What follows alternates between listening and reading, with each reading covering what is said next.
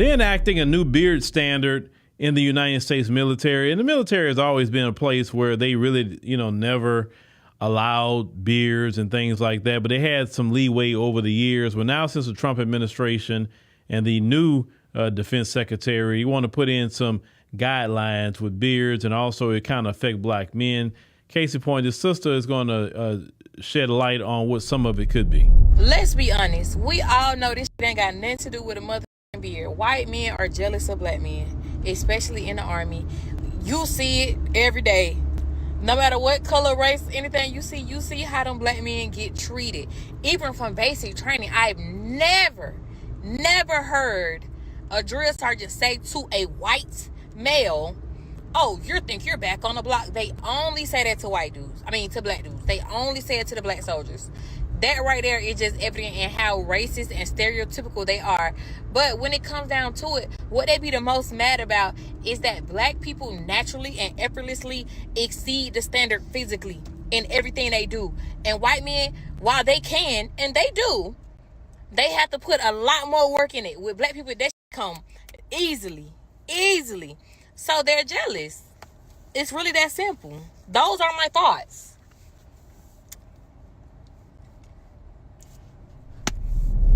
My position on the military is this. As a black man, we haven't been paid reparations in the form of cash payments. These people still calling us the N-word. If you look at the things they go do overseas, it's not really anything to do with us and what we do. Not even to so-called defend our country. You go look at recently what happened with the Iran thing and Israel and all of that. Putting our soldiers in harm's way. Right? For what? For something that really had nothing to do with us, to be honest. Now, I understand if you go into the Army or whatever, you say, look, I'm going to use that GI Bill, get an education. I'm going to get that VA loan. Okay, I'm going to do 4 years and get out. And if you feel like that's the way you need to do it, then, hey, do what you need to do, my brother or my sister. Do what you got to do.